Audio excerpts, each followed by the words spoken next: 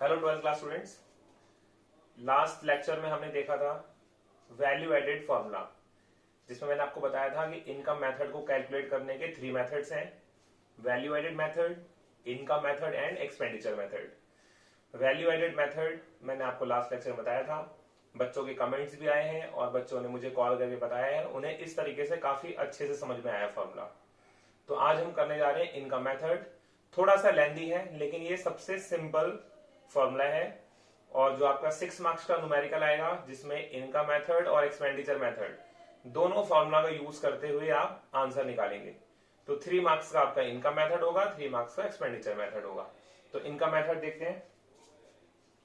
जैसे value added method से GVA eight MP आप लोगों ने फाइंड किया था, जिसे हम जीडीपी एट एमपी भी बोलते हैं, उसी तरह से इनकम मेथड से एनडीपी एट एफसी फाइंड होता है।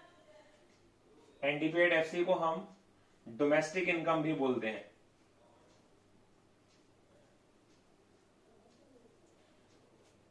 जैसे जीवीए को फाइंड करने के 3 टॉपिक थे: sales plus change in stock minus intermediate cost. उसी तरह से इनकम मेथड में भी 3 चीजें हैं। पहला है compensation of employees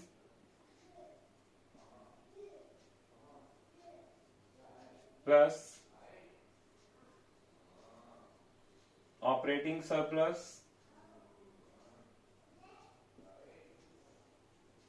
plus mixed income.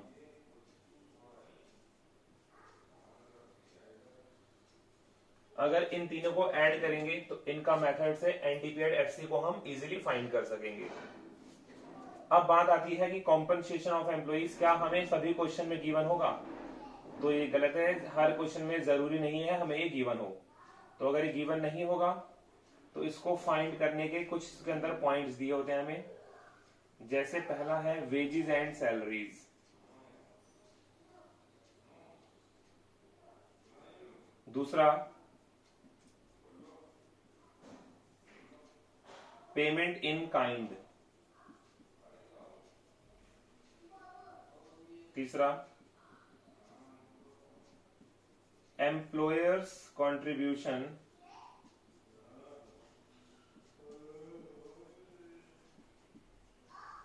इन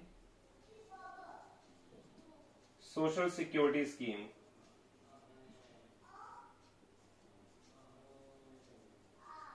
ठीक है, तो देखिए कॉम्पनसेशन ऑफ एम्प्लॉइज क्या होता है। जैसे कोई भी अगर एम्प्लॉई किसी के अंडर में काम करता है तो उसे वहां से उसके बदले रिटर्न में कोई ना कोई रेम्युनरेशन जरूर मिलेगा। तो रेम्युनरेशन अगर कैश की फॉर्म में होता है तो उसे हम बोलते हैं वेजेस एंड सैलरीज, जो कि मंथली मिलता है या फिर डेली वेजेस पे मिलता है।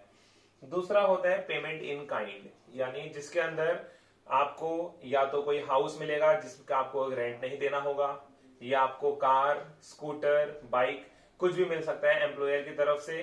ठीक है, गिफ्ट्स मिलते हैं, बोनस मिलता है, ये सभी चीजें पेमेंट इन काइंड में कंसिडर की जाती हैं। Employers contribution in social security scheme, इतना कुछ मिलने के बाद भी एम्प्लॉयर्स कुछ सोशल सिक्योरिटी स्कीम्स होती हैं जिसके अंदर कुछ पैसा अपनी तरफ से आपके एक अकाउंट में हर महीने ट्रांसफर करता रहता है। जैसे कि इसका एग्जांपल है प्रोविडेंट फंड, ग्रेचुटी, या आपने सुना होगा, जो आपको रिटायरमेंट के बाद या फिर अलग अलग कंपनीज में अलग अलग स्कीम होती हैं, अलग अलग प्रोविजंस होते हैं, जिसके टाइम टू टाइम आपको वो पैसा आपको मिल जाता है। ठीक है, तो कॉम्पनसेशन ऑफ एम्प्लॉइज में ये 3 चीजें हैं जो हमेशा कंसिडर की जाती हैं। इसमें हम एक कई बुक में दिया होता है जिसको हम अलग से भी लिख सकते हैं। वैसे तो यहाँ पे भी उसको हम लिख सकते हैं पेंशन ऑन रिटायरमेंट, लेकिन कभी कभी बच्चों को कंफ्यूजन हो जाती है, कुछ क्वेश्चन में बिल्कुल अलग से दिया होता है और बुक में भी अलग से दिखाया गया है। पेंशन ऑन रिटायरमेंट यानी ये अलग से हम उसको समझ लेते हैं कि कभी भी कोई एम्प्लॉय जब रिटायर होता है तो उसको रिटायर होने के बाद पेंशन भी प्रोवाइड की जाती है। ठीक है, तो ये 4 टॉपिक हो गए कॉम्पनसेशन ऑफ एम्प्लॉइज में। अब यहां आपको बहुत तरीके से एक बात को ध्यान दीजिए, जहां एम्प्लॉयर्स लिखा है मैंने, कभी कभी एग्जाम में बच्चों को कंफ्यूज करने के लिए यहां एम्प्लॉइज दिया होता है। तो आप ध्यान रखना, अगर एम्प्लॉइज वर्ड मिल गया आपको तो उसको आपको नहीं लेना। ठीक है, एम्प्लॉयर्स ही लेना है। दूसरा यहाँ पे देखिए पेंशन ऑन रिटायरमेंट है, कभी कभी यहाँ क्वेश्चन में ओल्ड एज पेंशन दे दिया जाता है और बच्चों को लगता है पेंशन तो दिया हुआ है, बच्चे उसको ऐड कर लेते हैं। ओल्ड एज पेंशन तो ट्रांसफर इनकम होती है, उससे नेशनल इनकम में लेते ही नहीं है, तो पेंशन और रिटायरमेंट को ही आपको लेना है। ठीक है, हम चलते हैं ऑपरेटिंग सरप्लस की तरफ। अगर ऑपरेटिंग सरप्लस गिवन नहीं होता तो इसके अंदर हमें दिया होता है रेंट, रॉयल्टी,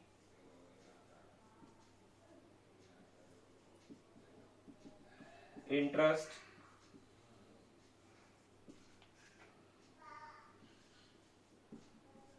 प्रॉफिट।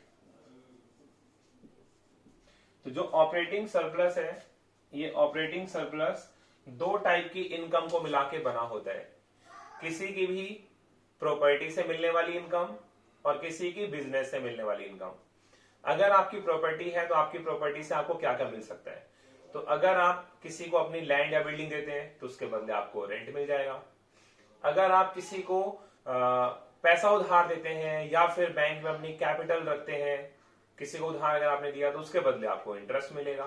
ठीक है, और अगर आपकी कोई जैसे मान लीजिए आप कोई किसी बुक के राइटर हैं, आप बुक्स लिखते हैं या आपने कोई बुक प्रिंट करवाई है या आपने कोई गाना गाया है, ठीक है, अब उसकी जितनी कॉपी, नंबर ऑफ कॉपीज जितनी भी प्रोड्यूस होती रहेंगी, उसके बेस पे आपको एक टाइप की इनकम मिलती रहेगी हमेशा। आपने काम किया एक बार, लेकिन उसके बेस पे आपको हमेशा इनकम मिलती रहेगी, जिसे हम बोलते हैं रॉयल्टी।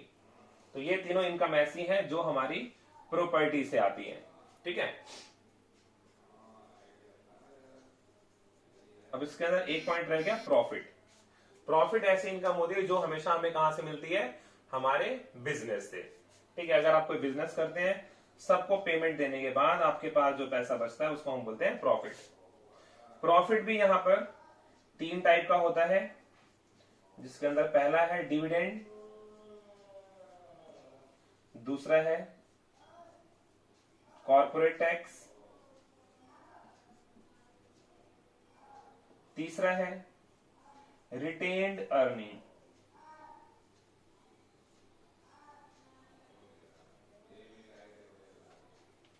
फ्यूचर में याद रखने के लिए आप लोगों को इन सभी फॉर्मूलाज को नोट कर लेना है। ऐसा मत सोचिए कि आप हमेशा हर बार वीडियो देखेंगे और वीडियो देख के ही इन फॉर्मूलाज को सीखेंगे। आपको अपने प्रॉपर नोट्स बनाने हैं, वहां पे इन फॉर्मूलाज को आपको लिख लेना है ताकि आपको अच्छे से याद हो जाए। ठीक है, आइए हम चलते हैं प्रॉफिट की तरफ। प्रॉफिट के तीन पार्ट होते हैं। पहला पार्ट डिविडेंड, जो हर कंपनी अपने शेयर होल्डर्स को प्रोवाइड कराती है प्रॉफिट होने के बाद। जिसके जैसे शेयर है उस शेयर के अकॉर्डिंग कंपनी उनको डिविडेंड दे देती है, प्रॉफिट का एक पार्ट उन्हें दे देती है। दूसरा कॉर्पोरेट टैक्स, कंपनी अपने प्रॉफिट के बेस पर गवर्नमेंट टैक्स या फिर प्रॉफिट टैक्स या कॉर्पोरेट प्रॉफिट टैक्स गवर्नमेंट को पे कर देती है, क्योंकि अगर कंपनी कमा रही है, उसको प्रॉफिट हो रहा है, तो गवर्नमेंट इतनी हेल्प करती है, उसके बेस पे गवर्नमेंट को भी एक पार्ट चला जाता है। एक होता है रिटेन्ड अर्निंग, जिसको बोलते हैं अनडिस्ट्रीब्यूटेड प्रॉफिट या फिर कॉर्पोरेट सेविंग्स भी बोलते हैं इसे।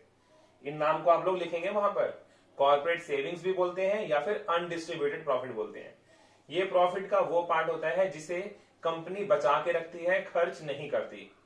क्यों बचा के रखती है? ताकि कंपनी अगर आगे कभी अपनी कंपनी के काम को या फिर अपने बिजनेस को थोड़ा और आगे एक्सपेंड करना चाहती है, तो उसके पास पहले से ही पैसा रहे, उसे कहीं बाहर से बोरो ना करना पड़े। तो फ्यूचर में अपने बिजनेस को ग्रो करने के लिए जो पैसा कंपनी बचा के रखती है उसे बोलते हैं रिटेन्ड अर्निंग। ये प्रॉफिट का एक पार्ट होता है। ठीक है, अगर आपको क्वेश्चन में ये तीनों चीजें डायरेक्ट गिवन है, आप तीनों को ऐड करोगे, आपका एनडीपीएडएफसी आंसर आ जाएगा। लेकिन अगर आपको कॉम्पनसेशन ऑफ एम्प्लॉइज नहीं दिया है, तो इन चारों में से जितने पॉइंट दिए हुए हैं उन सभी को आप ऐड करोगे, पहुंच जाओगे कॉम्पनसेशन ऑफ एम्प्लॉइज के पास। इसी तरह से ऑपरेटिंग सरप्लस नहीं दिया तो पहले आपको ये 4 पॉइंट ढूंढने हैं। अगर ये चारों दिया हुआ है, चारों को प्लस कर लोगे। और अगर प्रॉफिट नहीं दिया तो प्रॉफिट के 3 हिस्से आप चेक करोगे। कभी ऐसा मत करना कि प्रॉफिट भी ले लो और इनको भी कंसिडर कर लो, ऐसा कभी नहीं करना। किसी के भी सब पॉइंट्स को तभी लेना है जब उसकी हेडिंग ना दी हो। ऑपरेटिंग सरप्लस नहीं दिया तो इन चारों को लेंगे, प्रॉफिट नहीं दिया तो फिर इन 3 को लेंगे। इसी तरह से कॉम्पनसेशन ऑफ एम्प्लॉइज नहीं दिया तभी हम इन्हें कंसिडर करेंगे। और लास्ट है हमारा मिक्स्ड इनकम। मिक्स्ड इनकम यानी कि जैसे आप बहुत, जैसे मैं टीचर हूं तो मैं ट्यूशन भी पढ़ाता हूं, वहां से इनकम अर्न करता हूं। ठीक है, मैं स्कूल भी पढ़ाता हूं, वहां से भी इनकम अर्न करता हूं। ठीक है, मैं क्रिकेट भी खेल सकता हूँ तो मैं क्रिकेट से भी कुछ इनकम अर्न कर लेता हूँ। ऐसे अगर मुझे फार्मिंग आती है तो मैंने फार्मिंग किया, वहां से कुछ पैसे अर्न कर लिए। तो यानी कोई भी आदमी जो मल्टीपल ऑफ सोर्सेज से इनकम अर्न करता है उसको बोलते हैं मिक्स्ड इनकम। तो मिक्स्ड इनकम को हम यहाँ पे लेते हैं। तो मिक्स्ड इनकम के लिए आप लोग घबराइए मत, ये क्वेश्चन में आपको डायरेक्ट ही दिया होगा मिक्स्ड इनकम के तौर पे। ठीक है, तो ये बहुत ही सिंपल सा फॉर्मूला है, इसको आप लर्न कीजिए, 3 मार्क्स के लिए बहुत ही इंपॉर्टेंट है। इसके न्यूमेरिकल की प्रैक्टिस करना, एक भी न्यूमेरिकल आपसे गलत आंसर नहीं आएगा, सबके आंसर प्रॉपरली आपके सही आएंगे, क्योंकि मैंने फॉर्मूला बहुत अच्छे से क्लियर किया आपको। फिर भी कोई डाउट अगर आप लोगों का होता है तो आप कमेंट सेक्शन में पूछ सकते हैं। ठीक है, और मेरा मोबाइल नंबर होगा आप लोगों के पास। जिसके पास मोबाइल नंबर नहीं है, जो फर्स्ट टाइम वीडियो देख रहा है, वो उसको नोट कर लीजिए। ठीक है, इस पे आप मुझे व्हाट्सएप या कॉल कर सकते हैं, सीधा क्वेश्चन भेजिए, मैं आपको उसका सॉल्यूशन भेज दूंगा।